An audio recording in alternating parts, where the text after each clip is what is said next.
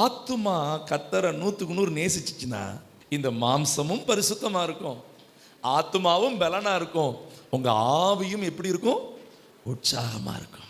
ஒருவேளை இன்னைக்கு உங்க சரீரத்தில் வியாதி சுகமாகணும்னு நீங்க ஜெபம் பண்ணிக்கிட்டு இருக்கலாம், கடன் பிரச்சனை மாறணும்னு ஜெபம் பண்ணிக்கிட்டு இருக்கலாம், எதிர்காலம் எப்படி இருக்குங்கிற கேள்வியோடு நீங்க இருக்கலாம்.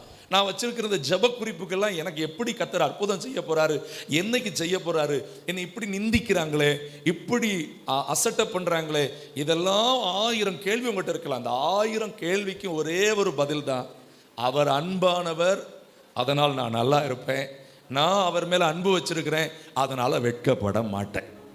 சத்தமா சொல்லுங்க.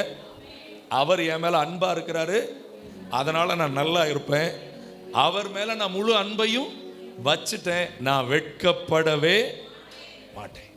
இன்னைக்கு உங்க முழு இருதயத்தோடு யார் மேல அன்பு வைங்க. அல்லேலூயா.